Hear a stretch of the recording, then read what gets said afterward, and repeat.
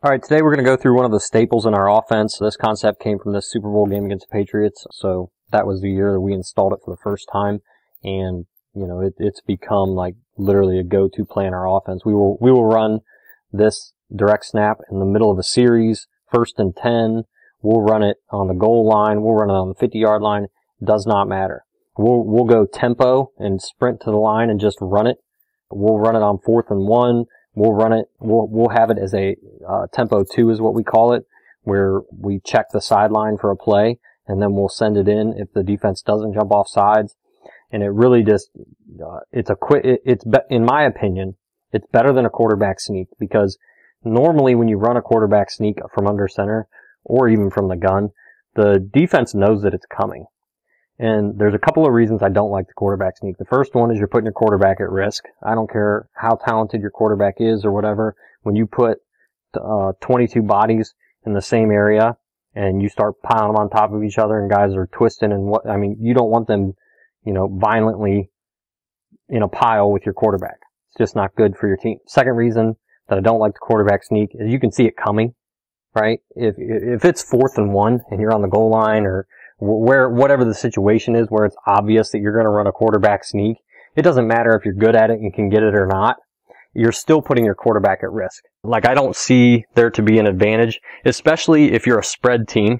So like if you're a team that's in the gun every single snap, why install quarterback sneak and go under center, right? Or if you're prolifically even like over 50% of the time a shotgun team, why take the risk why put your quarterback at risk when you can have your center do the exact same snap that he has snapped the entire season, not change anything with your center, and coach up this play so that your running back can catch the ball and get a full head of steam coming forward and still get, the concept of the quarterback sneak, what you need your short yardage play, still get that accomplished. So a couple of things before we get started here. The running back's alignment, you're going to want to cheat him in just a hair. Okay, you don't want to make it obvious, but you'll notice in some of these clips from our team where we've ran it successfully over the years, I just picked a random 10. Inside our iCoach membership, I give you a whole bunch of them. So, I went through and picked out, the majority of the ones that I thought had the best coaching points just out of different formations and whatnot. But I can tell you that in all of my years coaching football, we have never not got the first down or never not accomplished what we wanted to accomplish with this play. We've never fumbled the snap. We've never not gained at least that yard that we needed. Okay, so I don't know how many teams can say that about their quarterback sneak, but I can't preach enough how much this is a staple of our offense because of the different ways that we use it. And I'll get into some of those obviously here in a little bit. Okay, let's analyze this one a little bit here and talk about some of the other reasons that I like this. First and foremost, you don't have to motion your back into the backfield. You don't have to motion your receiver. Like, you don't have to do all these distractive things. You can, right? We don't. We just line up and run it as fast as we can from the line of scrimmage or after a tempo 2 call or some sort of a situation where, we're trying to catch the defense off guard. But the thing that you get when you run a quarterback sneak is the defense all crams in, right? Well, if you're in an empty set, which the Patriots are here, or you're just in a regular 2x2 spread set, or you're in a trip set, like, the defense has to align to, defend the perimeter and defend your wide receivers also. They have to defend the pass. It doesn't matter if it's 4th and an inch or if it's 1st and 10. They have to at least line up in their regular depth. Now, if it's 4th and 1, might they scoot their middle linebackers up and whatever? That's fine, because your running back gets 5 yards of running room. He can see where those guys are going to shoot those gaps and avoid them, which is really hard to do with a quarterback sneak because you got more guys crammed into the box. The advantage you get with doing this out of the gun over the quarterback sneak is that your defense that you're playing against has to line up the way they normally line up. And if it's 4th and 1 and you're running this, they're going to show their blitz. So if you go check with me from the sideline situation, you're going to see those blitzes, and your running back will know exactly where to run the ball. And you coach all these things up in practice, obviously. But I just want to give you some of the selling points as to why we love this concept so much more than a quarterback sneak. All right, so let's take a look at it here. So the Patriots are going to do all these motions and whatnot. That's fine. You can do that or you can not do that. That's completely up to you. Pro game's a little bit different than high school and youth, obviously, and this is great at the youth level too. Middle school, high school, doesn't matter. The clips I'll show you will be from Friday night varsity football games. So let's go back here real quick. On the snap, you'll notice the running back is probably a little bit tighter in his alignment than he normally is. If you notice that their feet, the quarterback and running back's feet are probably a foot apart. You don't have to exaggerate it that much. When you rep this in practice, if your running back slide, gathers, and goes, and the center just takes his normal snap, so his job is to not change anything. He's trying to snap it to the quarterback, just like he's done 60 million times in practice and games over the course of his career. Nothing changes with the center. That's what makes this beautiful. The running back is just going to slide, catch the snap, and go, right? And you'll notice this is even a bad snap, and it still works out in a pro football game for a 3-yard game in the Super Bowl to get the 2-point conversion. Okay, so, there's no more extreme situation in football than this right here. And it still, has a little bit of a poor snap. I don't want to say a bad snap, but it wasn't a perfect snap, and it still worked out. Now, the thing you get is when your center snaps it normally, because your running back is in front of your quarterback by a yard, and because he's sliding in front of him like this, the snaps automatically, if it's a perfect snap to the quarterback, it's going to be a little bit low to the running back, which means it's going to hit him, right in his gut where he wants to catch it anyways, if the snap is perfect, which you're banking on. And if it's not, it's really hard to snap it over the running back's head, because it would think if the running back is in front of the quarterback and he slides in front of him there and the snap is bad, even if it's a high snap, it's still going to hit him, under his chin strap. Okay? Because think, for a high snap to go to the quarterback, the angle would have to go like this, right? So even a worst case, terrible, bad snap, when this guy slides in front of it, it's still going to be a little bit lower to the running back than it would be to the quarterback, whose heels are at 5. So, these are just all little things that we go over in film and we show the kids and before we install this. But, we rep this as a part of our normal script in practice. We run it probably 10 times in every single football game, and we have never had a bad snap, bad fumble, a turnover, and not gained more than the yard that we needed. And you'll see in some of these clips we would gain 10 yards. We just run it in the middle of a drive, just real quick, get up on the ball and run it. Let's go, on to the next thing here.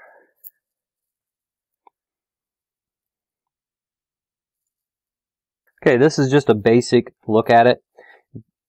Normally, what we do, from week to week. So you'll notice we're in a trip set here. So situation here, we're on the 3-yard line, as you can see. This is a 2-point conversion.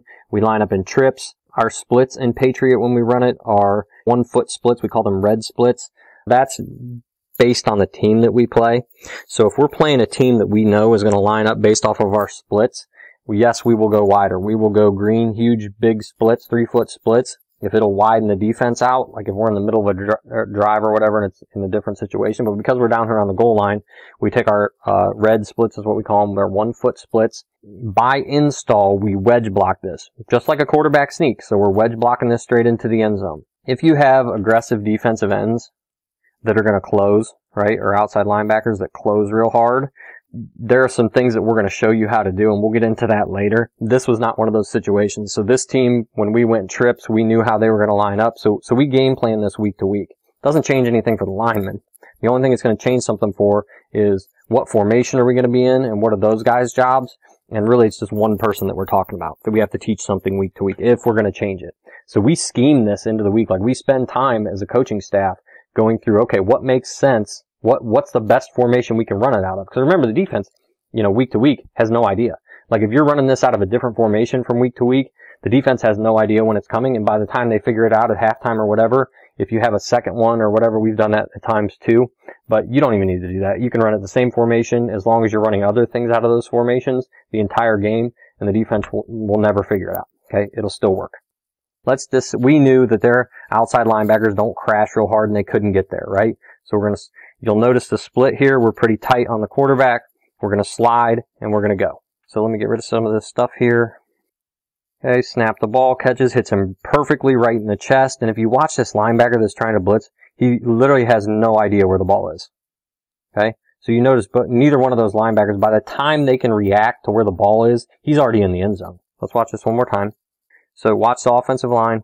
We're going to wedge down. Okay? Take the guy man on. We're taking man on. Okay?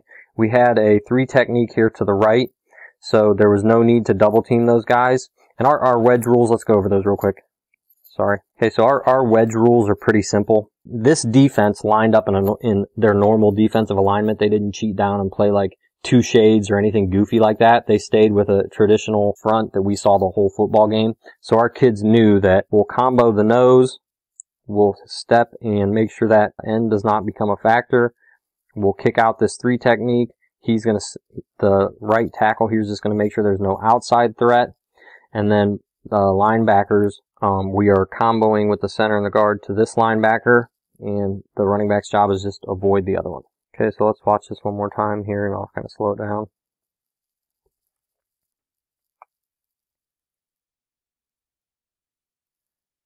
So again, you see the right guard is fanning out on the 3 technique there. We're going to combo the nose to that backer with the left guard in the center. The left tackle is squeezing down in his wedge block, so you'll see that whole left side of the line is wedging down, and our running back runs right off the center's butt there and just falls in the end zone. And we don't even get a piece of the inside linebacker to the right there. Okay, your Mike linebacker. We don't even get a piece of him, but because the running back just avoids him because he's got a full head of steam, remember? And this kid is tiptoeing around like he's just in a bad situation, right? And in all reality, our running back barely gets touched and falls into the end zone, right? You know, and this isn't even, like, we didn't even get movement on that 3 technique. We just kind of stalemated him and he had to avoid, okay? Our center does a nice job getting his pad level lower than the guy in front of him and standing him up.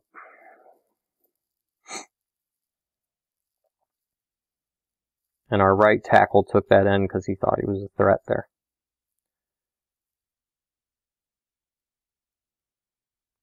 Okay, let's head on and look at the next clip here. Okay, this week we chose to run it out of just our 2x2 look. And the reason for that is because we were playing a typical 4-3 team. Okay, so if you notice, we got your 4-3 with your 1 middle linebacker and then your 2 outside linebackers there. 2 high safeties, 2 corners looking at the quarterback, you know, typical cover 2 corners. And actually they're off quite a bit. So this, if you notice, this is a 1st and 10, middle of the drive, middle of the field, like couldn't be more unpredictable than this. And here's how it goes.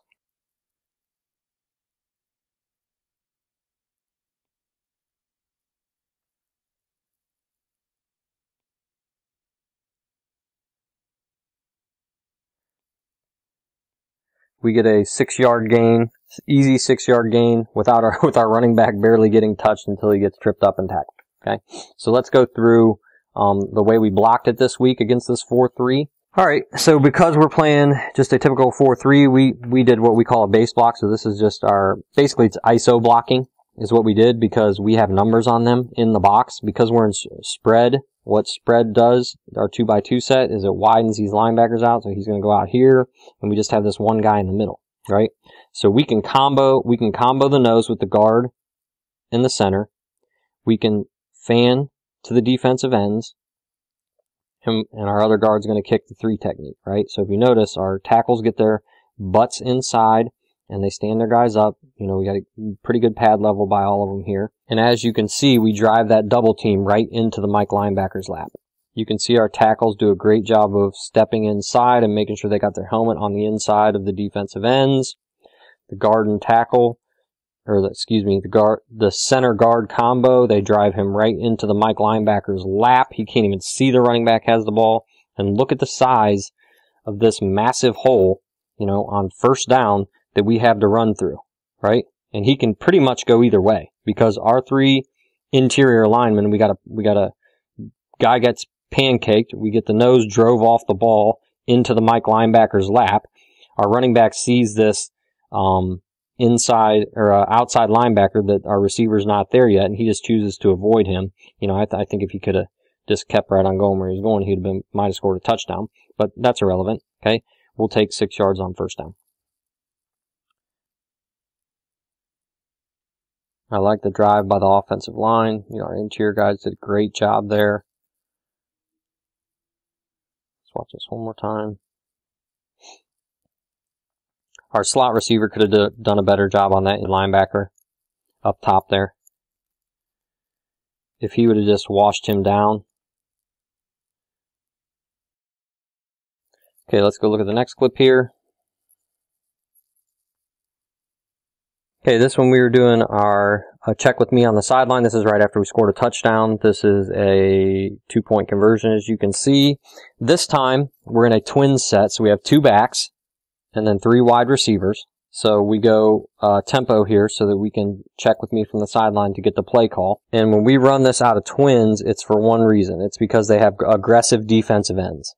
So what we're doing here is we're doing our same wedge block and sort rules, which we practice all week. We're going to combo the nose. We're going to fan on the 3. We're going to step and make sure the defensive end or inside linebackers don't shoot inside.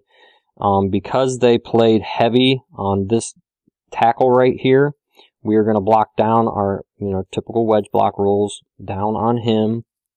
And since if he doesn't cross face, meaning if the defensive end comes upfield, our H-back, his job is to hit him keep his helmet on his inside shoulder. So basically our fullback's job is just to kick out that defensive end. And really all he's got to do is get in his way. He doesn't have to blow him up or anything. And then we're going to catch the snap and go. Okay, so we make sure we get everybody blocked. So on this, our tackle, because he doesn't come inside, is going to work to the next level. So you'll see our tackle shoots down and helps double team. On the 3 technique, they drive him into the end zone. Our H-back doesn't do a great job of getting his helmet on the inside. He could have scraped closer to the line of scrimmage. Number 3 there, he could have scraped and kept his helmet on the inside. Would have been a little bit better. But really all he's got to do is get a piece of him, right? We fall forward, we get our 3 yards. Easy 2-point conversion. And if our left tackle here is trying to work to that linebacker, because he's, you can see he's got his hand on the guy next to him, working down, squeezing, making sure that backer doesn't blow up the play by blitzing. Okay, and we had game plan this week that we knew it was going to hit to the right a little bit to avoid that backside defensive end. Okay. And again, we game plan for this every week. Okay, so basically, you're seeing a wedge block. You're seeing 2 double teams. Your center guard on the nose, your guard tackle on the 3 technique. Our tackles are stepping inside, working to those inside backers. They're not a threat. So the right tackle doesn't have to peel off. The left tackle doesn't even get to the backer before we're right about when we're on the goal line. So right there. And the backer's on the ground falling because we're scoring. Okay, so we were avoiding that. So our game plan this week was to avoid this backside defensive end. So we're kicking out, and he's just scooping, slide, gather, and go, and following our H-back. Okay, and then these 2 double teams. Okay, next look here. This is a 1st and goal situation. This week we did it out of spread 2x2, so we'll twist our receivers and line up in different formations with the birds out there. That's we do that just to manipulate their defensive front if we can, or their outside linebackers. And this against this team, 2x2 set was the best way to widen them out, so that's what we did. You'll notice we're in our red splits with our offensive line. Again, this is 1st and goal. We direct snap to the tailback and score a touchdown from the 10-yard line on 1st and goal. So we're just going to watch this one. I'm not going to go through the blocking again. It's the same as every other one. So the blocking scheme is pretty simple. So let me just draw that up for you real quick. So blocking scheme. So let's look at just a 4-man front, because that's what you will see the most teams anyways. That's what you'll see the most, and what can give this the most problems. But in all reality, like, you double team, you step and make sure the defensive end's not a problem, right? So he's stepping and hinging to him. If he doesn't present himself, he's going to work to the backer too, so those guys don't have to peel off.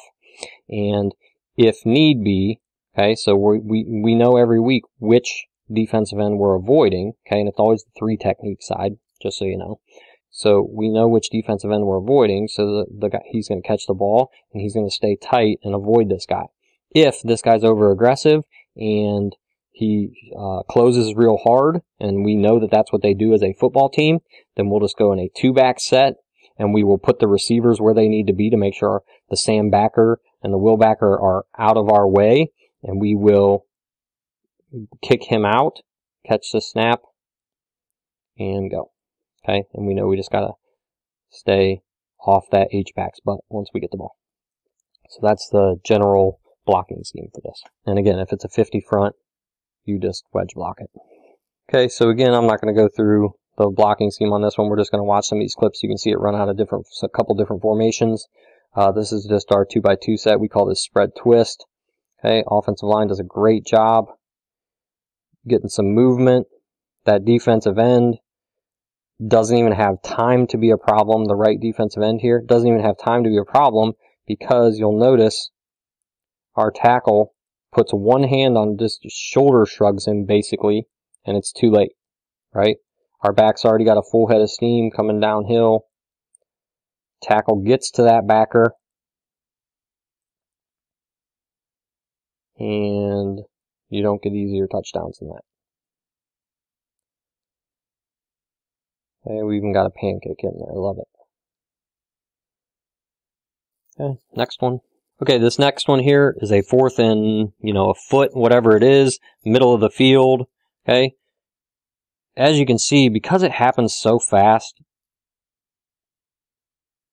even though our H-back doesn't do a great job kicking out that defensive end, he doesn't have to, because we need a foot, and that defensive end is tackling him 3 yards downfield.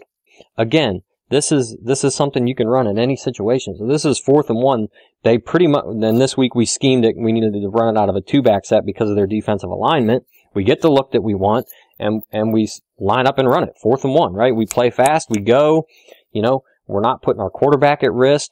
This is just a great job. You get any movement or a stalemate, our tailback is getting a foot, and really it looks like it's less than a foot. Okay, so it happens so fast that it's irrelevant.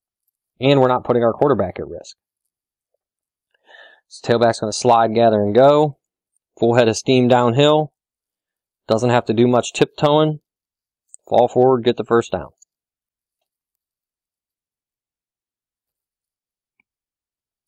The next clip here, just to show you that even in bad weather situations, like this is an absolute mud bowl, still works. This week we chose to run it out of a 2-back set because we knew we were playing a team that had thicker defensive linemen. Even their defensive ends were thicker. They weren't necessarily massive, but they weren't athletic, quick little defensive linemen, which we had seen in previous weeks.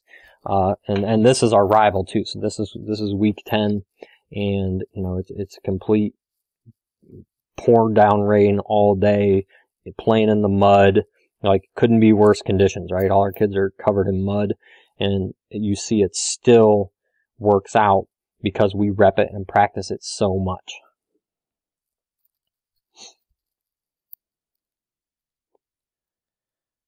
And this week we're actually running it. So it's okay. So let's talk about this one real quick. So this week,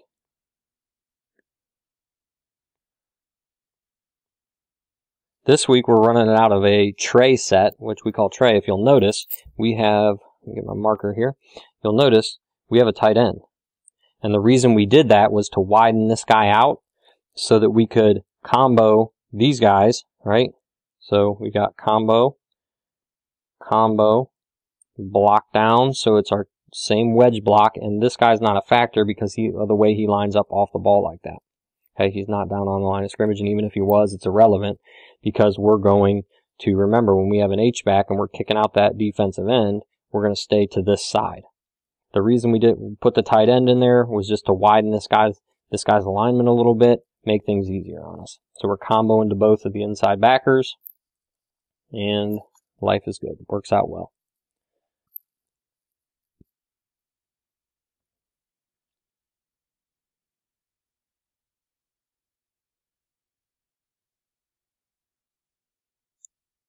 So 3rd and 2, and we gain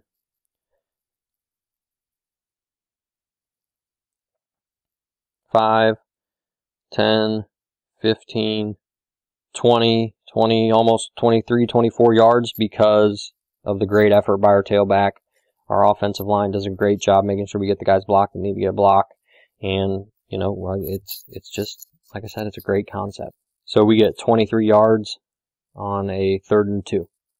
And we change field position in a mud bowl, right? So we just took the ball from our side of the 50 to their side of the 50 on 3rd and 2 in a game against our rivalry. And, you know, the field position is very important in this game because, you know, it's an absolute mud bath, right? Nobody's moving the ball hardly at all, and, you know, worked out in our favor. Okay, I put this clip in here just to show what it's supposed to look like when the H does a great job of getting his helmet on the inside. This is what it looks like. So you'll notice our same red, tighter splits. We get our 2 double teams. You know, we get movement by both double teams, and the tackle gets to the backer. The H-back does a great job on this one of coming, and this was, so we coached this up after he screwed it up the first time. He did a great job of coming more tight to the offensive line's butt, making sure he gets his helmet on the inside. So you'll notice that H-back does a great job of helmet on the inside, and our back walks into the end zone untouched until he's across the goal line. Okay, this one, we're playing against a team that has very athletic defensive linemen, and they are way overly aggressive. Okay, so if you'll notice, the defensive ends come flying upfield, and this team does a lot of twisting and stunting, and they'll twist their interior defensive linemen, they'll twist their tackle with their ends. Like, this team stunts almost every single snap, and we know that. So what we decided to do was just go really tight with our offensive line and just flat out wedge block it, okay, and turn the defensive ends loose and bank on the fact that they're going to come flying upfield and not even be a factor. Again, you know, we prepare for this week to week, and we don't have to change it throughout the game, right? And if we do, we change it at halftime, you know, but I can't think of a time specifically when we had to, but if you'll notice, the defensive ends, both defensive ends come flying upfield. We get our double teams just like we want them. We got a defensive lineman that looks like he's already fallen down. Again, this is a 1st and goal situation against a team that was more athletic than us.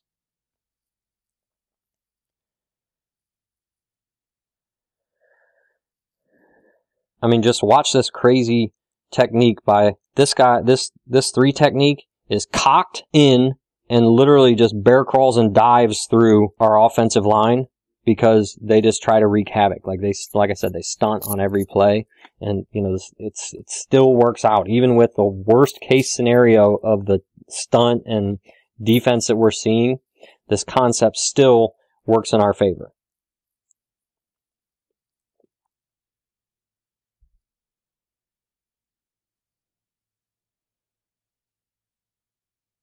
So now we're 2nd and 5.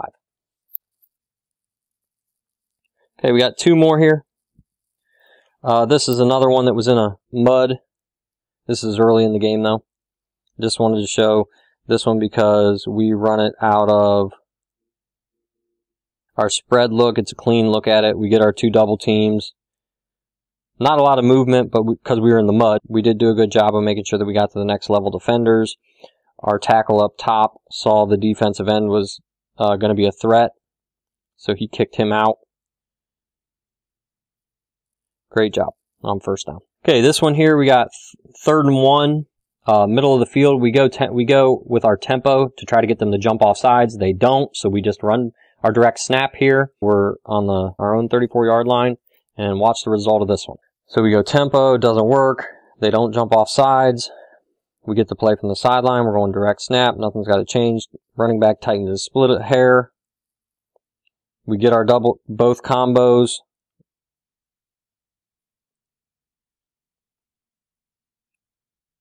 Running back gets 10. Almost 8 yards before he gets touched. Again, just a great concept. So now let's go through real quick just a couple of things and reasons that we were doing some of the things that we were doing. Okay, your job as a coach formationally is to make sure you get those outside linebackers as far away from the play as possible. Or if you can't, because of the way they line up. So if you're playing a 4-3 team that sends a guy off the edge a lot, and it doesn't even matter if you go trips and they still line up in some goofy formation like that, you need to figure out a way to make sure that you got all those guys blocked. So if this happens, what you're going to need to do is just line up in a 2-back set, which is the reason you saw that sometimes, okay? So if you get that guy out there that's going to be a problem, you have to find ways to pull this guy out of the box, or you got to be able to block him. What we would do if they were going to do something like that is we would formate our receivers to get this guy opposite the play, okay? So what we would do is make sure that we went something like this. We would put our receiver over here to get him over here, and we would put our H-back on the same side so that we can get what we want up front. Okay, so you have to figure out what formations are going to work for you. But in all reality, the blocking scheme is the same. You're going to combo, which is, these are our wedge rules, right? You're going to step, and if he's a threat, great. If he's not, and there's no way he can get there, because remember, if we're running this out of twins, our tailback knows that he's going to stay tight to the side that the H-back is coming to, so he knows he's going to push this way. So if this defensive end's not a problem, we're going to work to that backer. Or if he's got a blitz off the edge or something, he is taking the most dangerous guy first before he goes to the second level backer. Okay, so if one of these two is a threat, he's going to take him first. H-back's going to come tight to the line, seal that end, and go. So the most important thing with scheming this week to week is find the formation that you can get the defense to line up exactly the way you want, so that you can get as many guys removed from the box as possible and still get your 2 combo blocks to your 2 inside backers. And then if you have to put a second back in the backfield, just make sure you keep that second outside linebacker away from the formation. However you have to do that. And we've had weeks, and I should have put a clip of this in there, but I didn't, so I'll just draw it up for you. But we've had weeks where we had to go with 2 tight ends and do this because of the way the defense lined up. If you play a team that is going to line their outside linebackers up just outside off the edge no matter what, you may want to line up like this, and you have your tight ends do their job. In our offense, that's their job every play, is to block the outside linebacker. To widen, if you want to widen this defensive end, there's all kinds of ways, all kinds of reasons you'd want to use a tight end. But, this one, if you're going to get that inside shoulder, the tight end, to widen him out so that this defensive end is not a factor, and you can still get your 2 double teams, great. And then everybody's blocked. So you just got to do what's best for you week to week. Slide, gather, go. Simple. We have our quarterback jump and act like the ball's going over his head, because it only takes, like, if these guys just pause for 1 second, it's too late, right? If they even look up to see why the quarterback's jumping in the air, it's too late. We're already in their lap and got what we needed to get out of the play. If you got any questions, put them in the comments. Let's head on to the next clinic.